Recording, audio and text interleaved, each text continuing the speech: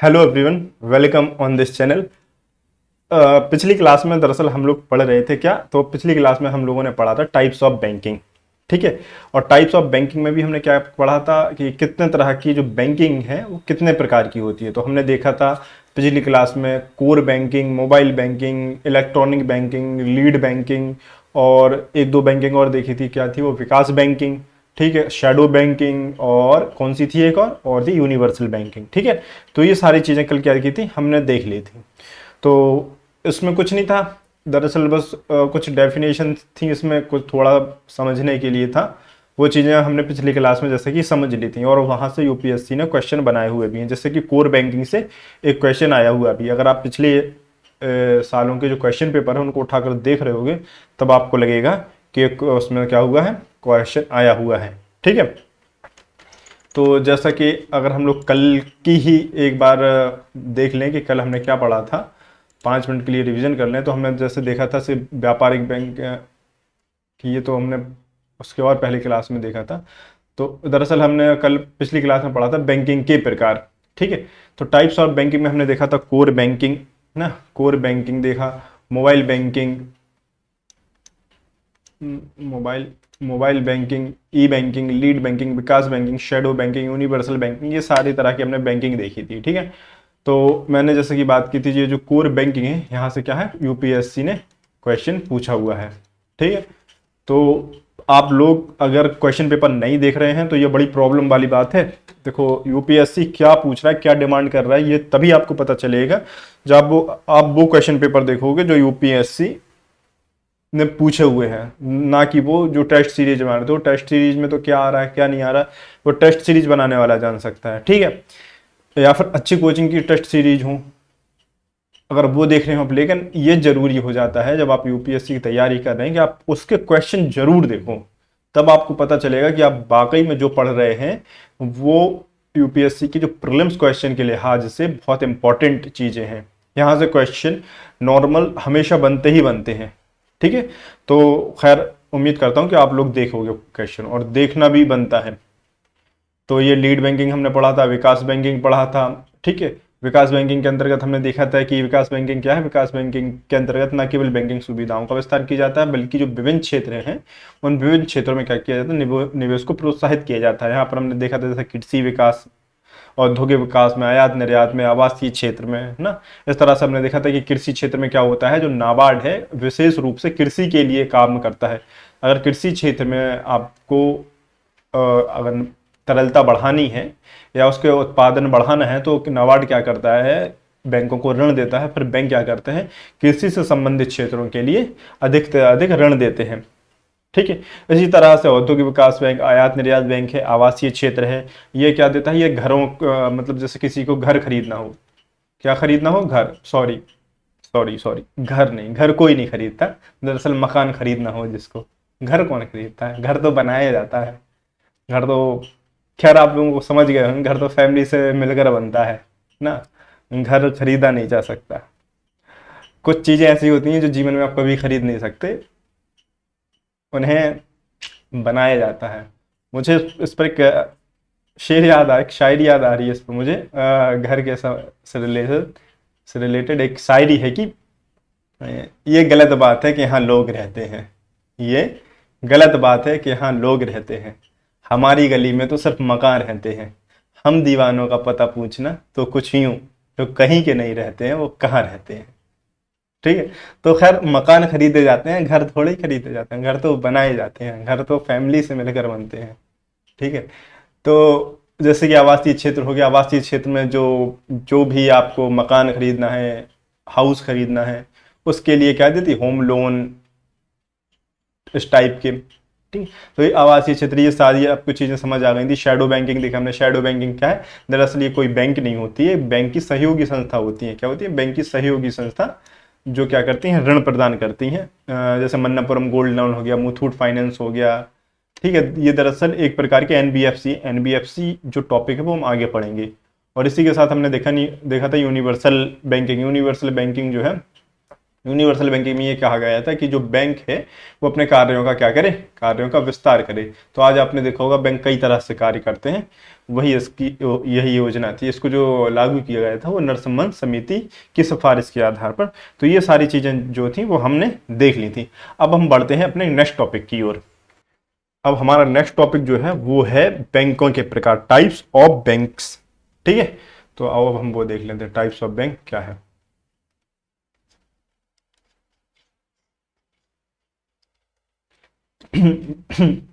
जो next topic है वो टाइप्स ऑफ बैंक, बैंकों के प्रकार, टाइप्स ऑफ बैंक्स,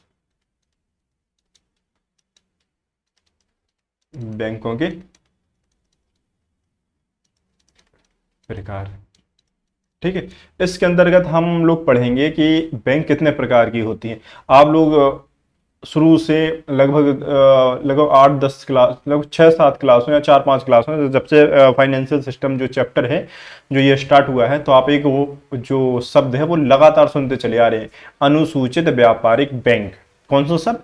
अनुसूचित व्यापारिक बैंक या फिर अनुसूचित वाणिज्यिक बैंक। ठीक है, अब ये जो शब्द है, मैंने जैसा कहा था कि जब बैंक का हम टॉपिक पढ़ेंगे तब हम उसको समझेंगे कि ये क्या होता है। तो दरअसल आज वो समय आ गया है जब हमें समझना है कि जो अनुसूचित व्यापारिक बैंक है वो क्या होते हैं। ठीक है, तो आज दरअसल हम समझेंगे।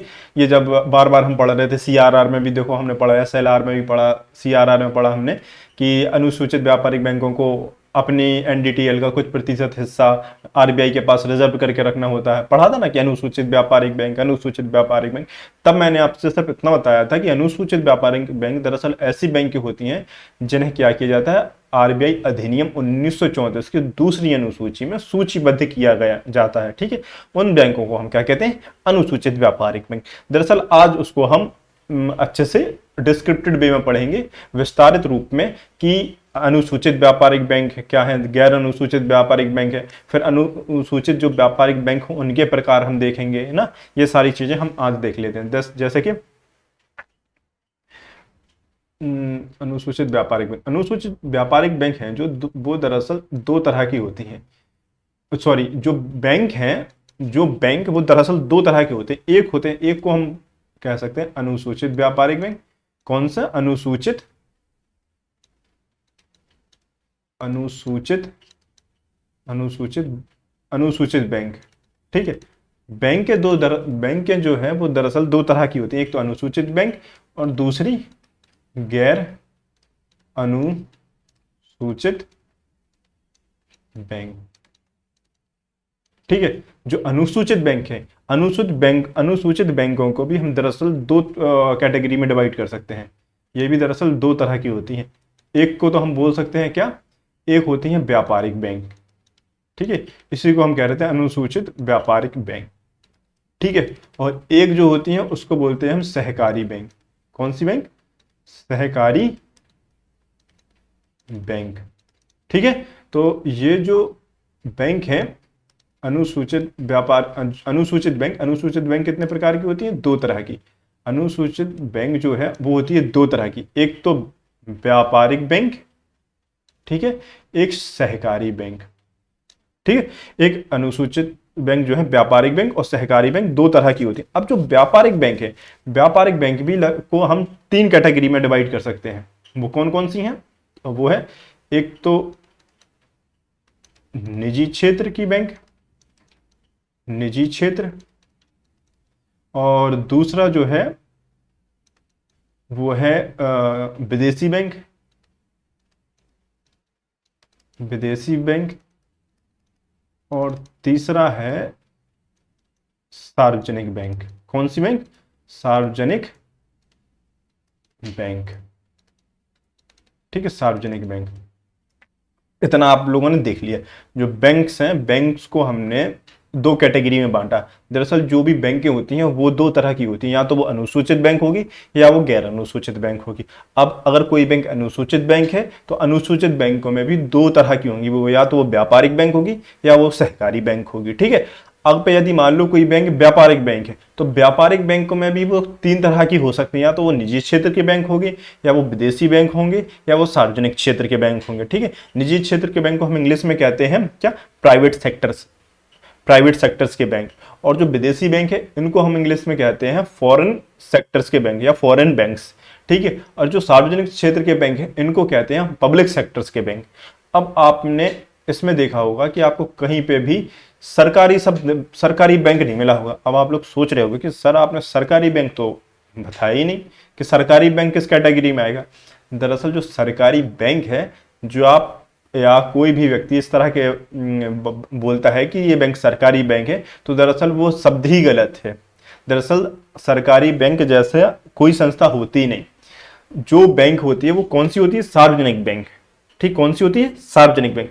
दरअसल जब हम लोग बोलते हैं कि ये बैंक सरकारी बैंक है, ठीक है, या गवर्नमेंट बैंक, तो दरअसल ऐसा कोई भी शब्द नहीं होता, वो गलत है। तो आज के बाद जब भी आप लोग ये क्लास देख लोगे तो उसके बाद से आप लोगों को सार्वजनिक बैंक बोलना है, पब्लिक सेक्टर बैंक। ठीक है, सरकारी बैंक नहीं बोलना, कोई भी बैंक सरकारी बैंक नहीं होती। अब सवाल उठता है कि सर ये जो सार्वजनिक क्षेत्र की बैंक फिर क्या है, तो इसको हम समझ लेते हैं। इसको समझने के पहले दरअसल हम एक चीज और देखते हैं। जो सार्वजनिक बैंक है, इस सार्वजनिक बैंकों को भी दरअसल हम क्या कर सकते हैं, तीन क्षेत्रों में वर्गीकृत कर सकते हैं। ठीक है, यह हम तीन क्षेत्रों में इसको डिवाइड कर सकते हैं। जो सार्वजनिक क्षेत्र के बैंक हैं ये भी तीन तरह के होते हैं। एक तो होते हैं राष्ट्रीयकृत बैंक। कैसे, राष्ट्रीयकृत बैंक। ठीक है, और दूसरा सार्वजनिक क्षेत्र का बैंक कौन सा है, SBI, state bank of India. और जो तीसरा है उसको हमने जो डिवाइड किया वो अन्य बैंकों में, अन्य बैंक। ठीक है, अदर्स बैंक। ठीक है, तो अब हम लोग समझ लेते हैं अपने ऊपर से। जैसा कि हम लोगों ने देखा जो बैंक हैं वो दो तरह के होते हैं। मैं बार बार इसीलिए रिपीट करता हूं ताकि आपको इस क्लास से अदर दोबारा नहीं पढ़ना पड़े। आप खाली अगर ये क्लास आप लोग देख लोगे तो उससे ही अपना काम चल जाए। आपको मतलब अगर एक बार रिवीजन कर लोगे आपको तुरंत वो सारी चीज़ें कैच हो जाए आसानी से। ठीक है ना, तो इसीलिए मैं बार बार बोलता रहता हूँ ताकि जो भी आपको पढ़ने के क्रम में आसानी हो और सारी चीज़ें यहीं याद हो जाएं, अलग से कोई मेहनत नहीं करनी पड़े। मैं ही मेहनत किए रहता हूँ सारी। तो जो अनुसूचित जो बैंक हैं वो दो तरह के होंगे, एक तो या तो होंगे अनुसूचित बैंक या गैर अनुसूचित बैंक। एक चीज़ और देख लो, जो अनुसूचित बैंक होंगे वो तो या व्यापारिक बैंक होंगे या सहकारी बैंक होंगे, लेकिन जो गैर अनुसूचित बैंक होंगे उसमें केवल कौन सा होगा, सहकारी बैंक। कौन सा, सहकारी बैंक।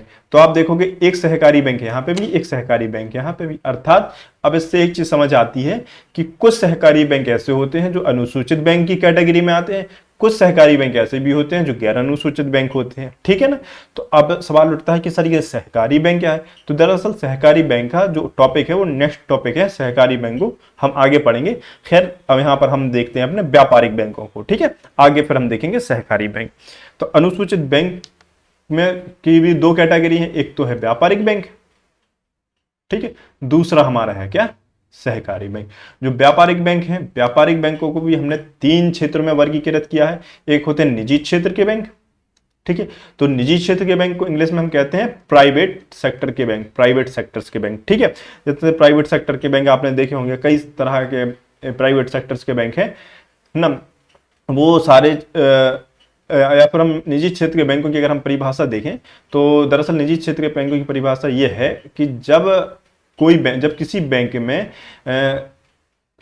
निजी क्षेत्र की हिस्सेदारी 51% या उससे अधिक हो, 51% या उससे अधिक हो, तो उस क्षेत्र को हम क्या कहते हैं, निजी क्षेत्र के बैंक कहते हैं। ठीक है, और जैसे विदेशी बैंक, तो अब सवाल उठता है सर विदेशी बैंक को आपने अनुसूचित व्यापारिक बैंकों की श्रेणी में तो रखा है, क्या भारत में कोई अनुसूचित व्यापारिक बैंक है? तो अब मुझे लगता है ये जवाब मुझे नहीं देके आपको देना चाहिए, जो जरूरी है। अगर आपको इतनी तो नॉलेज होनी चाहिए कि भारत में क्या कोई विदेशी बैंक है या नहीं है, अगर है तो कौन सा है।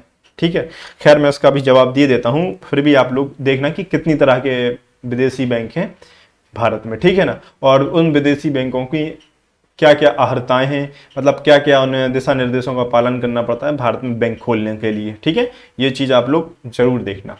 ठीक है, जैसे विदेशी बैंक है, मैं एक एग्जांपल आपको बता देता हूँ। हांगकांग, हांगकांग, संघाई बैंकिंग कॉरपोरेशन। कौन सा? हांगकांग संघाई बैंकिंग कॉरपोरेशन। कौन सा है? हांगकांग संघाई बैंकिंग कॉरपोरेशन। ठीक है, तो एक तो ये है, और दूसरा सवाल उठता है ये सार्वजनिक बैंक। सार्वजनिक क्षेत्र के बैंक क्या है? सार्वजनिक क्षेत्र के बैंक को हम समझ लेते हैं, सार्वजनिक क्षेत्र के बैंक ऐसे बैंकों को कहते हैं, या हम कहें ऐसा बैंक, ऐसा बैंक, ऐसा बैंक जिसमें सरकार की हिस्सेदारी, जो सरकार की हिस्सेदारी कितनी हो? सरकार की हिस्सेदारी 51% या क्या हो, उससे अधिक हो। ठीक है, उसको हम सार्वजनिक क्षेत्र के बैंक कहते हैं। इसमें अभी हम और थोड़ा सा भी डिस्क्राइब करेंगे, लेकिन पहले हम सबसे पहले एक चीज है जो दरअसल उसको डिस्क्राइब कर लें पहले अच्छे से, फिर उसके बाद हम और सारी चीजें देखते हैं। अनुसूचित बैंक को, अनुसूचित बैंक को थोड़ा सा हम अच्छे से समझ लेते हैं पहले। ठीक है, इसको दरअसल नीचे हेडिंग डाल लेते हैं, अनुसूचित बैंक। अनुसूचित बैंक ये क्या है? ठीक है, अनुसूचित बैंक, शेड्यूल्ड बैंक। दरअसल वे सभी बैंक हैं जिनसे, जिन्हें ये मैं बार बार बता चुका हूं परिभाषा, कि वे सभी बैंक हैं जो आरबीआई अधिनियम 1934 की दूसरी अनुसूची में सूचीबद्ध हैं। वे सभी बैंक जो आरबीआई अधिनियम 1934, कौन सा अधिनियम? 1934 का पास हुआ था ये 1934 में। ठीक है, वे सभी बैंक जो आरबीआई अधिनियम 1934 की दूसरी, कौन सी अनुसूची? दूसरी अनुसूची में सूचीबद्ध हैं। क्या है? सूचीबद्ध हैं। उन्हें क्या कहते हैं? उन्हें अनुसूचित वाणिज्यिक या अनुसूचित व्यापारिक, अनुसूचित बैंक कहते हैं। सॉरी, अनुसूचित व्यापारिक नहीं, अनुसूचित बैंक कहते हैं। अनुसूचित बैंक कहते हैं। सहकारी बैंक भी आती है ना इसके अंतर्गत। तो वे सभी बैंक जो आरबीआई अधिनियम 1934 की दूसरी अनुसूची में क्या है? सूचीबद्ध है। उन्हीं बैंकों के क्या कहते हैं? अनुसूचित बैंक कहते हैं। इन बैंकों को क्या होता है? आरबीआई के दिशा निर्देशों का पालन करना अनिवार्य होता है। इन बैंकों को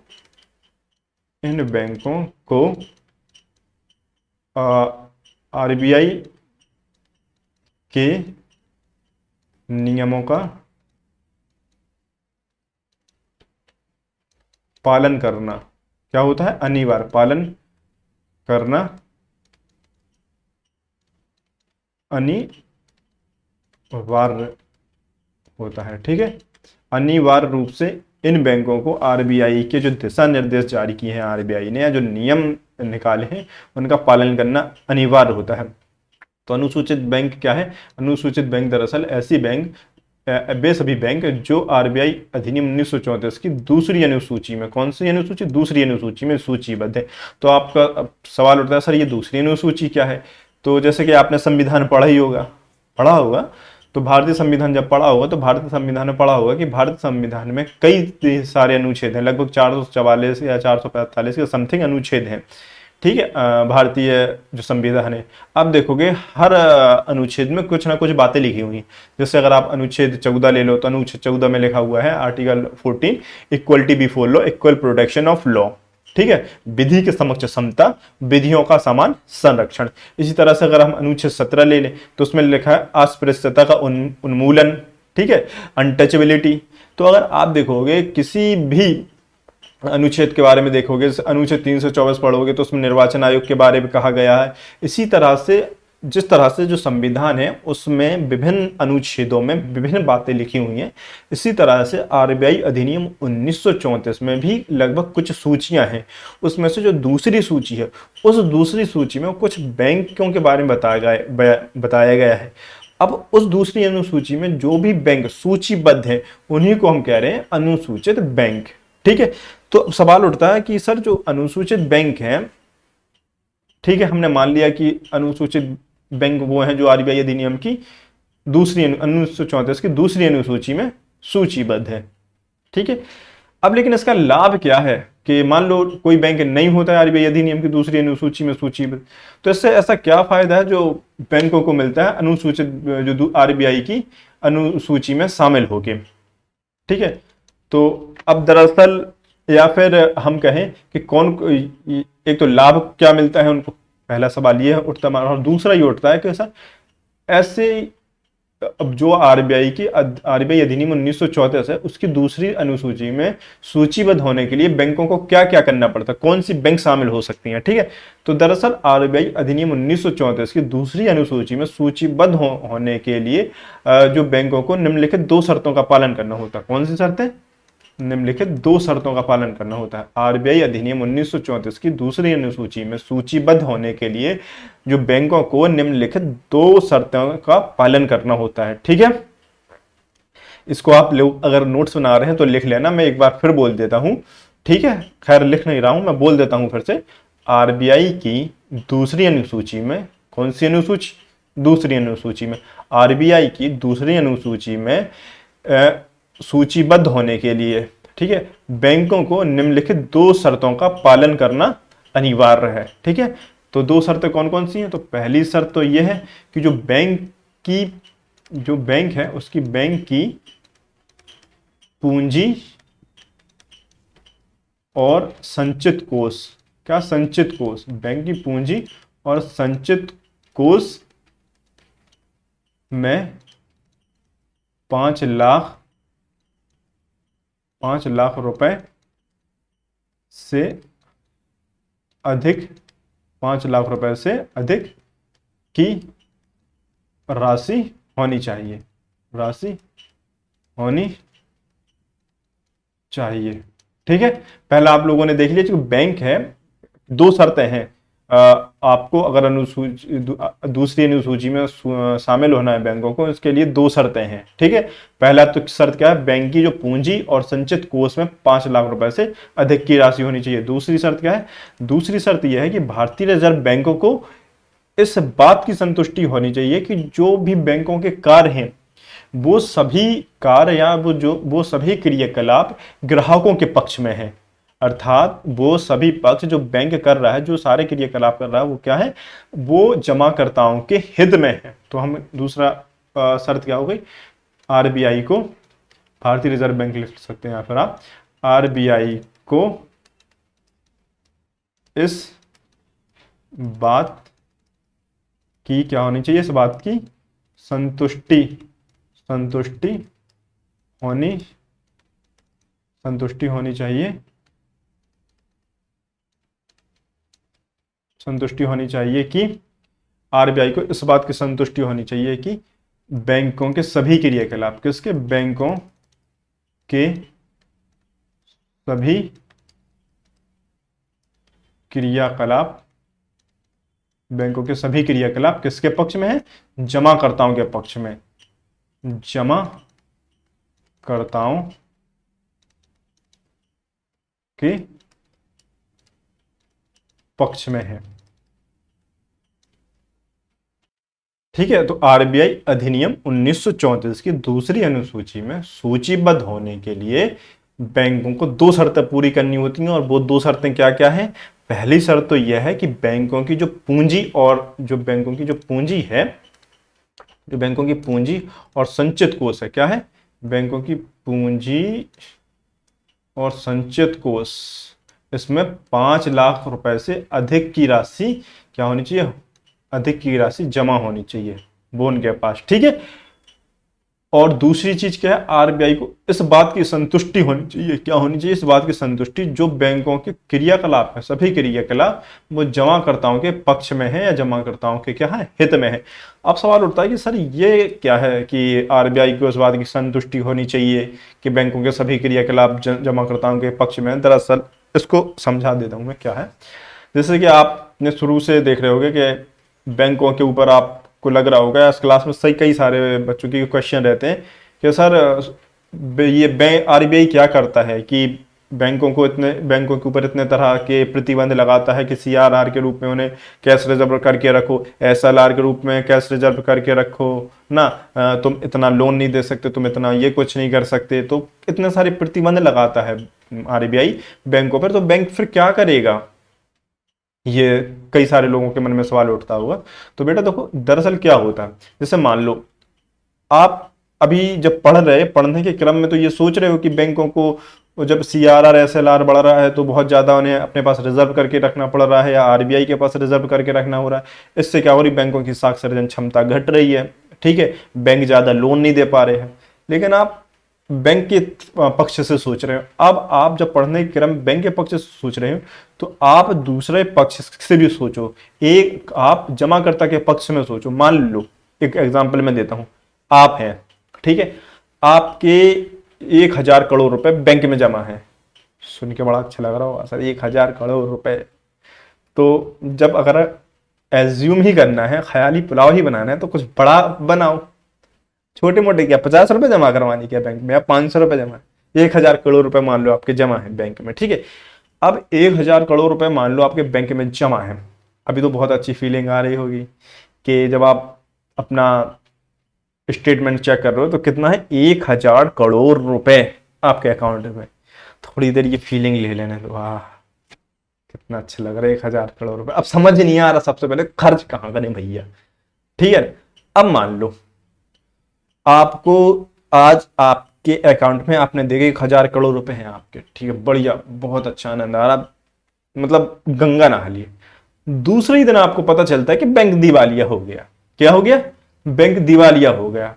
अब आप बताओ, आपके जो 1,000 करोड़ रुपए थे, अभी आपको इतना अच्छा लग रहा था, अब मान लो वो पैसा आपका पूरा डूब गया, आप क्या करोगे, आप तो पंखे से लटक के आत्महत्या कर लोगे। 1,000 करोड़ रुपए कोई छोटी मोटी रकम तो होती नहीं, ठीक है ना। तो आप क्या करोगे, आप तो हो जाओगे पागल कि मेरा 1,000 करोड़ रुपए डूब गया। इससे क्या हुआ, घाटा किसको हुआ, जनता को हुआ ना, जमाकर्ता को हुआ, जिसने अपना पैसा, मेहनत का पैसा जमा किया है, एक एक रुपए करके। आपने देखा होगा कई गरीब लोग हैं, कई मूवियों में देखा होगा कि एक बाप है, उसे अपनी बेटी की शादी करनी है, वो बैंक में पैसा जमा करने जाता है और चोर बैंक लूट के भाग जाते हैं, इस तरह से ना कई सारी चीजें। इसी तरह से मान लो बैंक क्या करे, आपने पैसा जमा किया और बैंक ने क्या किया, बैंक ने बहुत सारा लोन बांट दिया, मोदी या विजय माल्या जैसे लोगों को उसने क्या किया, लोन बांट दिया बहुत सारा। अब उसने हजारों करोड़ों का तो लोन दे दिया, अब वो किसके पैसों से दिया, बैंक के घर का पैसा थोड़ी है, उनके पापा का पैसा है। पैसा किसका है, वो तो आपका पैसा है। बैंक ने आपका पैसा उठा के क्या किया, दूसरे को दे दिया। अब वो दूसरा क्या लेके भाग जाता, अब वो मान लो जैसे लेकर भागे, तो पैसा किसका लेकर भागा भाई, समझ आ रहा, वो पैसा आपका था, आपका पैसा बैंक, वो बैंक ने जिसको दिया वो लेकर भाग गया।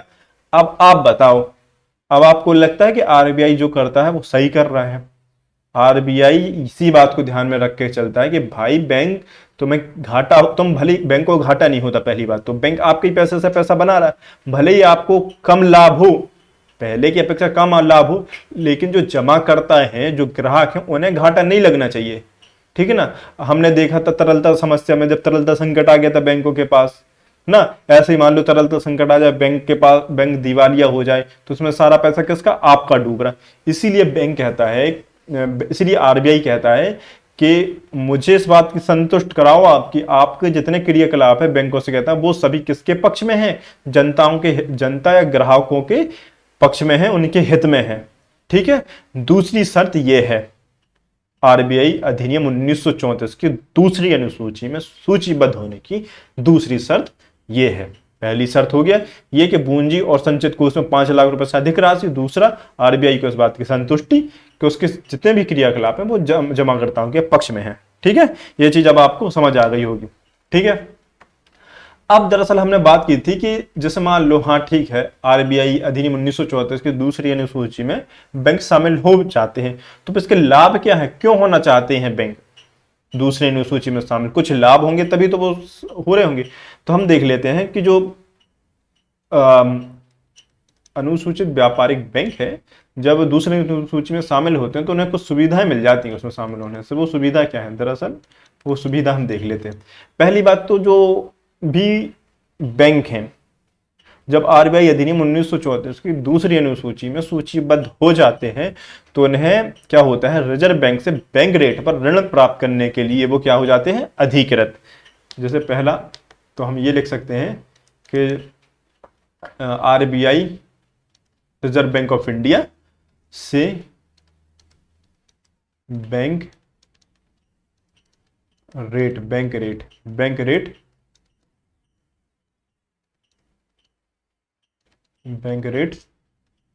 पर ऋण प्राप्त करने के लिए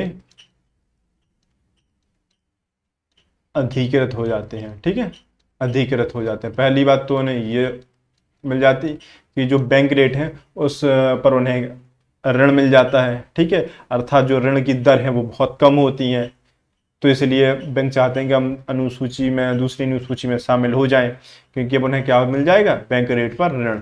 ठीक है, जो बहुत कम होता है। और दूसरी चीज जो उन्हें मिल जाती है दरअसल वो ये कि ऐसे बैंकों को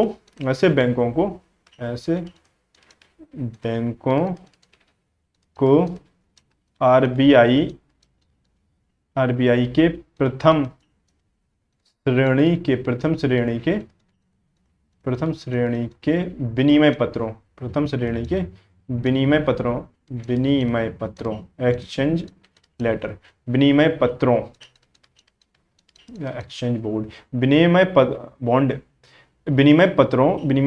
के पुनर्बट्टा की सुविधा मिल जाती है। ऐसे बैंकों को आरबीआई के प्रथम श्रेणी के विनिमय पत्रों के पुनर्बट्टा की सुविधा प्राप्त हो जाती है। ठीक है, क्या क्या सुविधा मिल जाती है? पहली सुविधा तो ये है कि आरबीआई से बैंक रेट पर उन्हें क्या मिल जाता है, ऋण प्राप्त करने की सुविधा मिल जाती है। दूसरी सुविधा क्या मिलती है, आरबीआई को प्रथम श्रेणी के जो विनिमय पत्र होते हैं उन पर पुनर्बट्टा की सुविधा मिल जाती है, अर्थात डिस्काउंट की। उन्हें क्या मिल जाता है, डिस्काउंट। प्रथम श्रेणी के जो विनिमय पत्र हैं उन पर उन्हें डिस्काउंट मिल जाता है। ठीक है, तो इस तरह की दो सुविधाएं हमने देखी, वो मिल जाती हैं। खैर एक वाला हम उसको देख लें, अनुसूचित बैंक क्या है। तो हमने देखा अनुसूचित बैंक क्या है, वे सभी बैंक जो आरबीआई अधिनियम 1934 की दूसरी अनुसूची में सूचीबद्ध है, उन्हें हम क्या कह रहे हैं, अनुसूचित बैंक। ठीक है, जो अनुसूचित बैंक, किसी भी बैंक को अगर अनुसूचित बैंक के रूप में सूचीबद्ध होना, उसकी दो शर्तें हैं। पहली शर्त यह है कि उस बैंक की पूंजी और संचित कोष में 5 लाख रुपए से अधिक की राशि होनी चाहिए। दूसरी क्या है, आरबीआई को इस बात की संतुष्टि होनी चाहिए कि बैंकों के जो सभी क्रियाकलाप हैं वो जमाकर्ताओं के हित में है। तो फिर सवाल उठता है कि इससे सुविधा क्या मिलती है। तो इससे क्या सुविधाएं मिलती हैं, आरबीआई से उन बैंकों को बैंक रेट पर ऋण प्राप्त करने के लिए वो अधिकृत हो जाते हैं। और जो बैंक हैं, ऐसे बैंकों को जो आरबीआई अधिनियम 1934 की दूसरी अनुसूची में सूचीबद्ध है, उनको आरबीआई के प्रथम श्रेणी के विनिमय पत्रों के पुनर्बट्टा की भी सुविधा प्राप्त हो जाती है। अर्थात पुनर्बट्टा क्या है, डिस्काउंट, दोबारा डिस्काउंट। ठीक है, तो ये चीजें हमने देख ली। अनुसूचित बैंक हमने पहली चीज समझ ली। अब एक सवाल उठता है कि गैर अनुसूचित बैंक क्या है। तो गैर अनुसूचित बैंक वो है जो आरबीआई अधिनियम 1934 की दूसरी अनुसूची में सूचीबद्ध नहीं है, वो गैर अनुसूचित बैंक है। इनमें क्या कौन सी बैंक आती है, सहकारी बैंक। कुछ सहकारी बैंक ऐसी हैं जो अनुसूचित बैंकों में शामिल हैं। ठीक है, तो हमने देख लिया था अनुसूचित बैंक कितने प्रकार के हैं, 2 प्रकार की, व्यापारिक बैंक और सहकारी बैंक। और व्यापारिक बैंक को भी 3 क्षेत्रों में वर्गीकृत किया गया था, निजी क्षेत्र के बैंक, विदेशी बैंक हो गए, सार्वजनिक क्षेत्र के बैंक हो गए। ठीक है, अब एक चीज हमें देखना थी, जो सार्वजनिक क्षेत्र के बैंक हैं इनमें कुछ बैंक राष्ट्रीयकृत बैंक हैं, एसबीआई है और अन्य बैंक हैं। ठीक है, अब देखो आप इसमें, अब जैसे कि ये तो हमने समझ लिया निजी क्षेत्र के बैंक कौन से हैं, विदेशी बैंक कौन है और सार्वजनिक क्षेत्र के बैंक कौन है। तो सार्वजनिक क्षेत्र के बैंक कौन है, ऐसे बैंक जिसमें सरकार की जो हिस्सेदारी है वो 51% या उससे अधिक हो। कितनी हो, 51% या उससे अधिक हो, ऐसे बैंकों को हम सार्वजनिक क्षेत्र के बैंक कहते हैं। और ये जो परिभाषा दी है वो मैंने नहीं दी है, वो दरअसल ये किसने दी है, आरबीआई ने। ठीक है, आरबीआई ने कहा है कि ऐसा कोई भी बैंक जिसमें सरकार की हिस्सेदारी 51% या उससे अधिक हो जाए तो उसी को हम कहते हैं सार्वजनिक क्षेत्र का बैंक। और एक चीज और, कोई भी बैंक सरकारी बैंक नहीं होता है। आपको यह बात ध्यान करके चलना है। अगर आप बोलने के क्रम में इस तरह से बोलते थे अभी तक, अब आपको इस क्लास के बाद नहीं बोलना है कि कोई भी बैंक दरअसल सरकारी नहीं होता है, वो सार्वजनिक क्षेत्र का होता है, पब्लिक सेक्टर बैंक, ठीक है, जिसमें सरकार की भी हिस्सेदारी होती है और निजी क्षेत्रों की भी हिस्सेदारी होती है। लेकिन जब सरकार की हिस्सेदारी 51% से अधिक हो जाती है तो उसको हम पब्लिक सेक्टर्स के बैंक कहने लगते हैं। जब सरकार की हिस्सेदारी 51% या उससे 51% से कम होती है तो वो कैसा बैंक होता है? निजी क्षेत्र का बैंक, ठीक है, पहली चीज। अब आप देखोगे इन सार्वजनिक क्षेत्र के बैंकों में कुछ बैंक राष्ट्रीयकृत बैंक हैं और कुछ एसबीआई हैं, कुछ अन्य बैंक। तो पहले हम देख लेते हैं एसबीआई बैंक।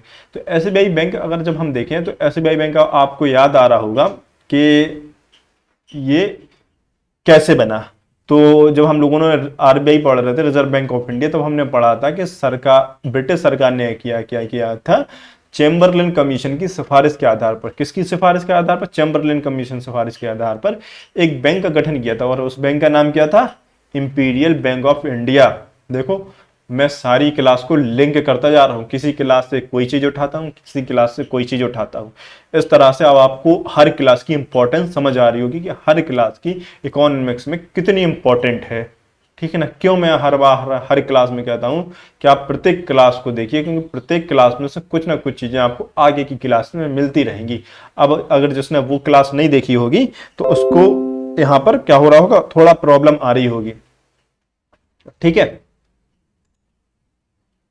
एसबीआई, एसबीआई से पहले कौन, क्या नाम था इसका? Imperial bank of India. फिर 1955 में क्या किया? 1955 में इसका नाम बदल के क्या कर दिया? SBI state bank of India, ठीक है, स्टेट बैंक ऑफ इंडिया कर दिया गया, ठीक है।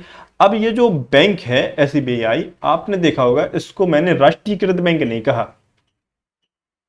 अगर राष्ट्रीयकृत बैंक कहा होता तो इसको एसबीआई को राष्ट्रीयकृत बैंक के नीचे लिखता, लेकिन नहीं, मैंने जस्ट इसके बराबर में लिखा। तो आपने देखा कि जो राष्ट्रीयकृत बैंक है वो अलग है और एसबीआई है वो अलग है। दरअसल इसका मतलब है कि एसबीआई एक राष्ट्रीयकृत बैंक नहीं है, ठीक है ना। अब देखो आप क्वेश्चन यूपीएससी कैसे उठाता है, वो क्वेश्चन यहीं से उठाता है। वो पता कैसे क्वेश्चन उठाएगा? अब देखो मैं क्वेश्चन आपको लिख के बताता हूं। जैसे मान लो, पहले एक सेकंड में आपको फिर से समझा दूं, आप अच्छे से पहले ये चार्ट देख लो। अनुसूचित बैंक दो तरह के, व्यापारिक बैंक या तो सहकारी बैंक। व्यापारिक बैंकों में भी कुछ भी 3 क्षेत्रों में बांटा, निजी क्षेत्रीय बैंक, विदेशी बैंक और सार्वजनिक क्षेत्रीय बैंक। अब सार्वजनिक क्षेत्र के बैंक भी कितने हैं? या तो राष्ट्रीयकृत बैंक होगा, या तो एसबीआई होगा, या तो वो अन्य बैंक होगा, ठीक है। आपने ये देख लिया। अब मैं आपसे क्वेश्चन बनाता हूं, आपको वो क्वेश्चन देखना है, ठीक है। मैं क्वेश्चन लिखता हूं, क्वेश्चन है ये। दरअसल क्वेश्चन क्या है कि निम्न कथनों के संदर्भ में विवेचना कीजिए। निम्न कथनों के संदर्भ में विवेचना कीजिए,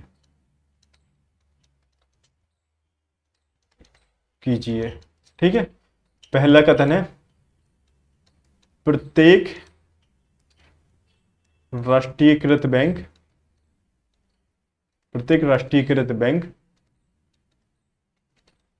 सार्वजनिक सार्वजनिक सार्वजनिक बैंक होता है, ठीक है। पहला स्टेटमेंट ये। दूसरा स्टेटमेंट है, प्रत्येक सार्वजनिक बैंक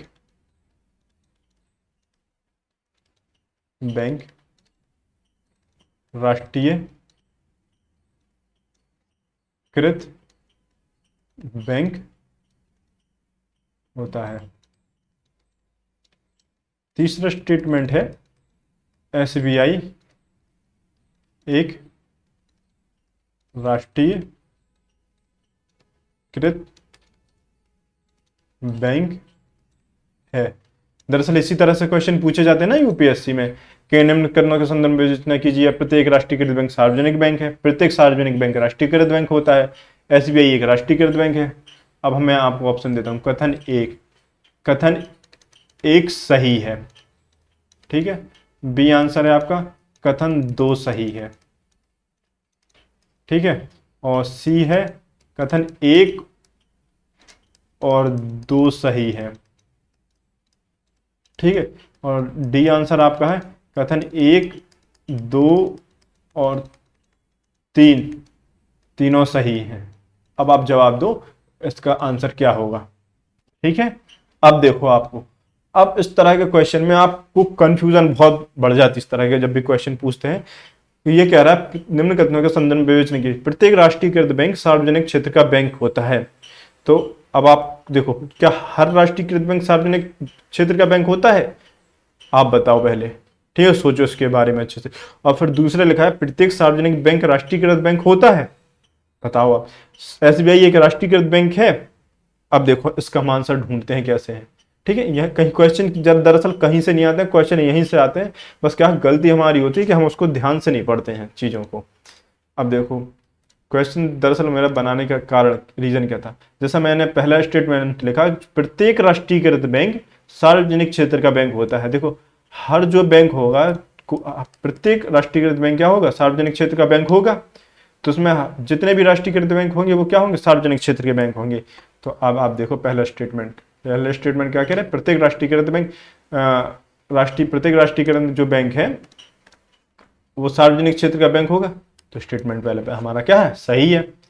ठीक है, अब इसी से अगर हम देखें तो दूसरा है कि दूसरा स्टेटमेंट है प्रत्येक सार्वजनिक क्षेत्र का बैंक राष्ट्रीयकृत बैंक होता है। तो नहीं, कहाँ हो रहा है? प्रत्येक सार्वजनिक क्षेत्र का बैंक, मतलब ये कह रहा है कि ये भी प्रत्येक सार्वजनिक क्षेत्र का बैंक। प्रत्येक सार्वजनिक क्षेत्र के बैंक में तो एसबीआई भी है और अन्य बैंक भी हैं, लेकिन एसबीआई और अन्य बैंक राष्ट्रीयकृत बैंक कहाँ है? तो प्रत्येक सार्वजनिक क्षेत्र का बैंक राष्ट्रीयकृत बैंक नहीं होता। तो दूसरा कथन क्या है हमारा इसमें? देखो प्रत्येक सार्वजनिक बैंक राष्ट्रीयकृत बैंक होता है। क्या दूसरा कथन कैसा है? नहीं, इसमें कुछ सार्वजनिक क्षेत्र के बैंक एसबीआई भी हैं, कुछ अन्य बैंक भी हैं। तो आप पाओगे कि प्रत्येक सार्वजनिक क्षेत्र का बैंक राष्ट्रीयकृत बैंक होता है या नहीं? नहीं होता। तो दूसरा कथन क्या होगा हमारा? गलत हो जाएगा। ठीक है, अब जैसे दूसरा कथन हमारा गलत होता है तो खैर हमारा तो आंसर ऐसे ही निकल आएगा। तो बी को बाहर कर दो, इसमें भी दूसरा है, सी को बाहर कर दो, इसमें भी दूसरा है, डी को बाहर कर दो, इसमें भी दूसरा है। तो ये सब क्या है? कट गए। तो वैसे तो हमारा आंसर ये निकल आया। खैर लेकिन फिर भी इसमें आप देखोगे इसमें लिखा है एसबीआई एक राष्ट्रीयकृत बैंक है। तो एसबीआई क्या है? एसबीआई सार्वजनिक क्षेत्र का बैंक तो है, लेकिन क्या राष्ट्रीयकृत बैंक नहीं है वो। ठीक है, तो ये भी गलत हो जाएगा, ये भी गलत हो जाएगा। आंसर क्या होगा? ये आ जाएगा हमारा। ठीक है, तो कुछ इस तरह से वो क्वेश्चन आपसे पूछ सकते हैं। तो आपको ये चार्ट पढ़ के ध्यान में रखना है और अच्छे से इसको देखते चलना है। ठीक है, तो ये सारी चीजें हो गई। अब एक सवाल उठता है कि सर ये जो राष्ट्रीयकृत बैंक हैं ये क्या है? तो राष्ट्रीयकरण तो हमने जब रिजर्व बैंक ऑफ इंडिया पढ़ा था तभी हमने समझ लिया था। ठीक है ना, तब हमने देख लिया था अच्छे से। उस टाइम पर हमने देखा था कि बैंक जो राष्ट्रीयकरण बैंक क्या होते हैं दरअसल हमने तब देखा था कि ऐसे बैंक या हमने कहा था कि राष्ट्रीयकरण का अर्थ होता है कि सरकार को समर्पित, मतलब देश को समर्पित कर देना। देखा था ना हमने, देश को समर्पित कर देना। तो अब सवाल उठता है कि सर ये जो राष्ट्रीयकृत बैंक है, राष्ट्रीयकृत बैंकों का या फिर हम कहें कि बैंकों का राष्ट्रीयकरण करने के कारण क्या थे? तो उसको दरअसल हम समझ लेते हैं छोटी सी कहानी के द्वारा। ठीक है, दरअसल ये बात है 1969 की। कब की? 1969 की। बात कब की है? बात है 1969 की। 1969 की। इस समय दरअसल क्या हुआ था? देखो इस समय तक 1969 तक जो अधिकांश बैंक थे, अधिकांश बैंकों में क्या था? अधिकांश बैंकों में जो पैसा लगा हुआ था वो निजी क्षेत्र का था। किसका था? निजी क्षेत्र का। निजी क्षेत्र का पैसा लगा हुआ था। तो अब जो निजी क्षेत्र है वो किस निजी क्षेत्र का उद्देश्य क्या होता है? निजी क्षेत्र का उद्देश्य होता है लाभ कमाना। क्या? लाभ कमाना। अर्थात जो निजी क्षेत्र जो काम करते हैं वो लाभ के उद्देश्य से काम करते हैं। अगर उन्हें किसी काम में प्रॉफिट हो रहा तब तो वो काम करेंगे, अगर उन्हें प्रॉफिट नहीं हो रहा है, लाभ नहीं हो रहा, तो वो क्या करते हैं? वो काम करना बंद कर देते हैं। तो दरअसल उस समय क्या हुआ 1969 में के समय में अधिकांश जो बैंक थे वो निजी क्षेत्र के बैंक थे और किसान चाहते थे कि उन्हें उनका जो प्रोडक्शन है एग्रीकल्चर सेक्टर में है वो प्रोडक्शन बढ़े। उस समय जो प्रधानमंत्री थी वो थी इंदिरा गांधी जी। इंदिरा गांधी जी ने किसानों से कह रखा था कि आप क्या करो, जो कृषि क्षेत्र में उसमें प्रोडक्शन बढ़ावा। जब आप कृषि क्षेत्र में जब आप क्या करोगे कृषि क्षेत्र में जब आप कृषि क्षेत्र में क्या करोगे, प्रोडक्शन बढ़ाओगे, तो उससे क्या होगा, प्रोडक्शन बढ़ने से रोजगार बढ़ेंगे, रोजगार बढ़ेंगे। और इंदिरा गांधी ने एक नारा भी दिया था कि हम गरीबी को पूरी तरह से मिटा देंगे, ठीक है ना। तो अब गरीबी को मिटाने और उत्पादन को बढ़ाने, लोगों का रोजगार बढ़ाने, उन सभी उद्देश्यों के लिए इंदिरा गांधी जी ने क्या किया था, लोगों से कहा, किसानों से कहा कि आप क्या करो, अपना उत्पादन बढ़ाओ। और उत्पादन बढ़ाने के लिए आप कृषि क्षेत्र में पैदावार बढ़ाओ। तो उसके लिए दरअसल हो ये रहा था कि जो किसान है, किसानों को उस समय क्या हो रहा था कि जो ऋण है बैंकों से वो नहीं मिल रहा था। अब जो बैंक है, बैंक दरअसल थे निजी क्षेत्र के, पैसा लगा हुआ था निजी क्षेत्र का, और निजी क्षेत्र जो लोन देता था वो उन्हें ही देता था जिस पर उन्हें भरोसा होता था कि ये हमारा लोन वापस कर देंगे। अर्थात जो बैंक है वो बचते थे किसानों को ऋण देने के से, क्योंकि ऋण देने के पीछे किसान बचने का उनका एक मकसद ये था कि जो किसान है, किसान क्या होता है, सीमांत और सीमांत भूमि थी उनके पास, छोटे छोटे किसान थे। अब भारत में जो कृषि है, कृषि या फसल हम कहें, जो भी कृषि है वो मानसून पर आधारित है। अब मानसून पर आधारित होने की वजह से जो कृषि है, कृषि में अगर आपका, अब मान लो जैसे कि एक किसान है, किसान ने कोई फसल उगाई, और भारत में किस तरह की कृषि खेती की जाती है, मानसून पे आधारित। अगर मान लो साल वर्षा अच्छी होती है, वर्षा अगर अच्छी होती है तो पैदावार भी अच्छी होगी। अगर मान लो किसी बार वर्षा नहीं होती है तो पैदावार क्या होगी, पैदावार नहीं होगी। तो अब जो भी किसानों ने ऋण लिया होगा वो बैंकों को नहीं चुका पाएंगे, तो बैंक भी बचता था किसानों को ऋण देने से। और आप इसी समय देखोगे, इसी समय 1967-68 के दौरान, इसी समय 1967-68 के दौरान डॉक्टर, उनका नाम क्या था, doctor M S Swaminathan, doctor M S Swaminathan, doctor M S Swaminathan, doctor M S Swaminathan उस समय क्या लाए थे, हरित क्रांति। हरित क्रांति की उन्होंने क्या की थी, घोषणा। हरित क्रांति की जब घोषणा की थी एम एस स्वामीनाथन ने, तो हरित क्रांति के अंतर्गत क्या था, हरित क्रांति के अंतर्गत भी यही था कि डॉक्टर एम एस स्वामीनाथन ने कहा कि आप क्या करो, उत्पादन बढ़ाओ। तब उत्पादन तो किसान कह रहे थे ठीक है हम उत्पादन बढ़ा लेंगे, उत्पादन हम बढ़ाएंगे, लेकिन उत्पादन बढ़ाने के लिए हमें क्या जरूरत है, उत्पादन बढ़ाने के लिए हमें दरअसल तकनीक की जरूरत है। किसकी तकनीक, हमें जरूरत है नए नए प्रकार के कृषि उपकरणों की, जैसे ट्रैक्टर हो गया, हार्वेस्टर हो गया, और विभिन्न तरह के जो उपकरण हैं जो कृषि क्षेत्रों में जिनका उपयोग करके उनका प्रोडक्शन बढ़ाने के लिए वो उनकी जरूरत थी। तो अब उन जो संसाधन थे, जो भी आधुनिक संसाधन थे या आधुनिक तकनीक की, उसको खरीदने के लिए पूंजी की जरूरत थी, अर्थात पैसों की जरूरत थी। और जो पैसा है वो मिलता बैंकों से, और बैंक क्या कर रहे थे, ऋण दे नहीं रहे थे। तो ये बात पता चली इंदिरा गांधी को। दरअसल किसान जब इंदिरा गांधी के पास आए, इंदिरा गांधी जी से उन्होंने कहा कि मैम देखिए, आप कहते हैं कि उत्पादन बढ़ाओ कृषि क्षेत्र में, उसके लिए हमें क्या करना, आधुनिक उपकरण खरीदने हैं, उसके लिए हमें पैसों की जरूरत है। तो इंदिरा गांधी जी कहती हैं क्या जरूरत, मतलब क्या बात है, आपको अगर पैसों की जरूरत है तो आप लीजिए बैंकों से ऋण लीजिए। तो वो किसान कहते हैं कि मैम कोई भी बैंक हमें क्या करती, ऋण देना ही नहीं चाहती। तब इंदिरा गांधी जी को ये पूरी कहानी जब उन्होंने देखी कि इसके पीछे क्या कारण है, तब इंदिरा गांधी जी ने क्या किया, 1969 में, कब, 1969 में, लगभग इंदिरा गांधी जी ने 1969 में 16 बैंकों का राष्ट्रीयकरण कर दिया। नहीं सॉरी, 16 नहीं, 14 बैंकों का राष्ट्रीयकरण किया था। 1969 में 14 बैंकों का क्या कर दिया, 14 बैंकों का राष्ट्रीयकरण कर दिया। अब राष्ट्रीयकरण क्यों किया गया, राष्ट्रीयकरण करने के पीछे का कारण आपको समझ आ रहे होंगे कि पहली बात तो सरकार क्या चाहती थी, सरकार चाहती थी कि उत्पादन बढ़े, ठीक है, उत्पादन बढ़ेगा तभी रोजगार बढ़ेगा, देश की आर्थिक समृद्धि दर बढ़ेगी, देश विकास करेगा, ठीक है। और फिर यही प्रक्रिया दरअसल दोबारा दोहराई गई 1980 में। 1980 में भी जब देखा गया कि किसानों को अभी भी उनकी समस्याओं का इतनी अच्छे से समाधान नहीं हो पाया, तो 1980 में भी जो प्रधानमंत्री थी वो थी इंदिरा गांधी जी। इंदिरा गांधी जी ने फिर वही काम किया और 6 बैंकों का फिर से क्या कर दिया उन्होंने, राष्ट्रीयकरण। अर्थात जो पूंजी है, अर्थात हम कहें अब पूंजी 51% से अधिक बढ़ाकर, अर्थात सरकार की पूंजी बढ़ा दी अधिक उन बैंकों में, ठीक है, इसी को हम क्या करते, राष्ट्रीयकरण।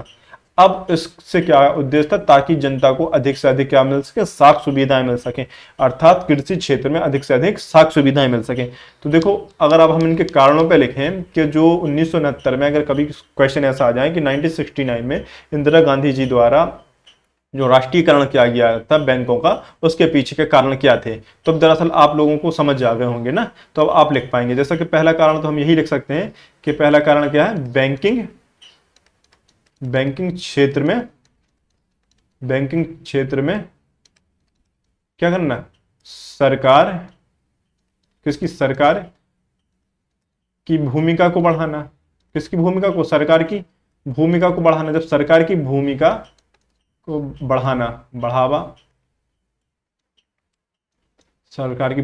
बढ़ाना, जब सरकार की भूमिका बढ़ेगी तो सरकार अधिक से अधिक किसानों को क्या, ऋण उपलब्ध करवा पाएगी। और दूसरा आप एक पॉइंट और ऐसा लिख सकते हैं कि बैंकिंग क्षेत्र में समाजवादी विचारधारा को बढ़ावा देना। दरअसल उस समय आप देखोगे कि भारत में जरूर मिश्रित अर्थव्यवस्था थी, लेकिन भारत में जो प्रबल तत्व मौजूद थे उस अर्थव्यवस्था में, तो वो मौजूद थे समाजवादी विचारधारा के। जो नेहरू थे, वो नेहरू जी जो थे वो समाजवादी विचारधारा के बड़े कठोर समर्थक थे, अगर हम कहें कट्टर समर्थक थे।